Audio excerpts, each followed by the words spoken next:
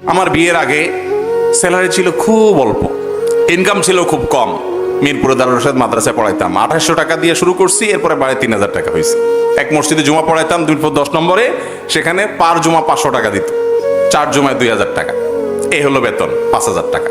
কিন্তু বিয়ে করার পর আলহামদুলিল্লাহ সেটা প্রায় 4 গুণ বেড়ে গেছে। আল্লাহ তাআলা বারাকা দিয়েছেন। আল্লাহ ওয়াদা করেছেন তোমাদের ছেলে মেয়েদেরকে, অধীনস্থদেরকে বিয়ে দিয়ে দাও উপযুক্ত হওয়ার পর।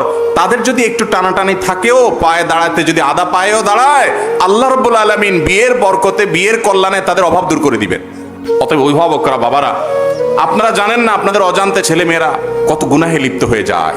মেয়েদের সাথে ফেসবুকে, অনলাইনে, অফলাইনে চ্যাটিং এর জেনা, চোখের জেনা, মনের জেনা, কথার জেনা, সরাসরি জেনা কতভাবে লিপ্ত হয়ে যায়। মনে রাখবেন, সে তো পাপিষ্ট হবেই তার পাপের কারণে। আপনি অভিভাবক, তাকে বিয়ে দিতে বিলম্ব করেছেন, আল্লাহর কাঠগড়ায় আপনি তার প্রত্যেকটা পাপের জন্য দায়ী হবেন, আসামি হবেন।